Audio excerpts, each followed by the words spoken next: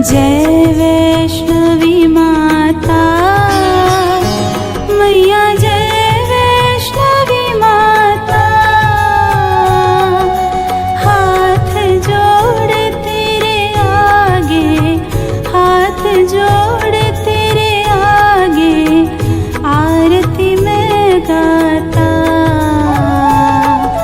जय वैष्णवी माता, जय वैष्णवी माता मैया, जय वैष्णवी माता।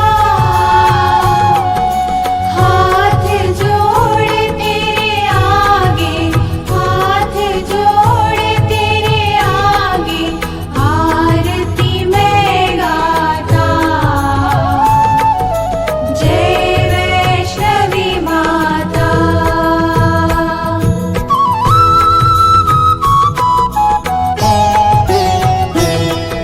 शीश पे छत्र विराजे, मूर्तिया प्यारी मैया मूर्तिया प्यारी।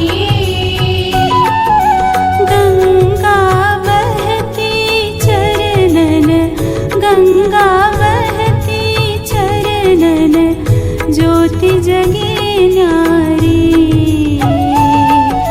जय वैष्णवी माता,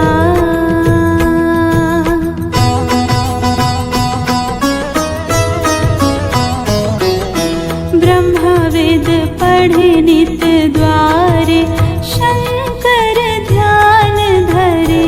मैया शंकर ध्यान धरे। सेवक चवर डुलावत, सेवक चवर डुलावत, नारद नृत्य करे। जय वैष्णवी माता,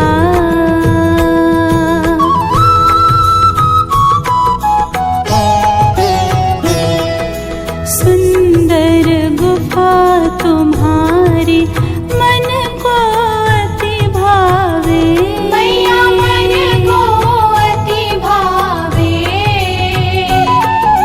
बार बार देखन को, बार बार देखन को, ऐ माँ मन चावे।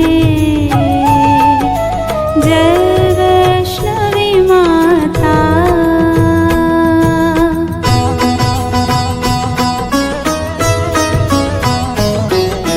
भवन पे झंडे झूले, घंटा ध्वनि बाजे। मैया घंटा ध्वनि बाजे। ऊंचा पर्वत तेरा, ऊंचा पर्वत तेरा, माता प्रिय लागे। जय वैष्णवी माता,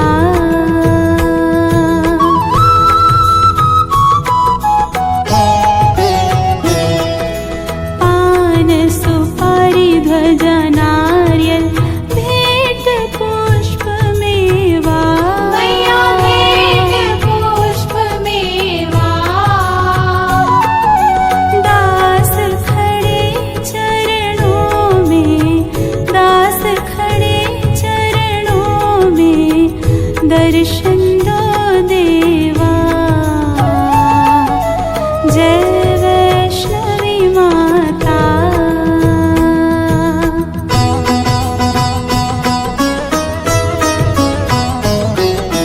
जो जन निश्चय करके द्वार तेरे आवे। मैया द्वार तेरे आवे। उसकी इच्छा पूर्ण, उसकी इच्छा पूर्ण, माता हो जावे। जय वैष्णवी माता,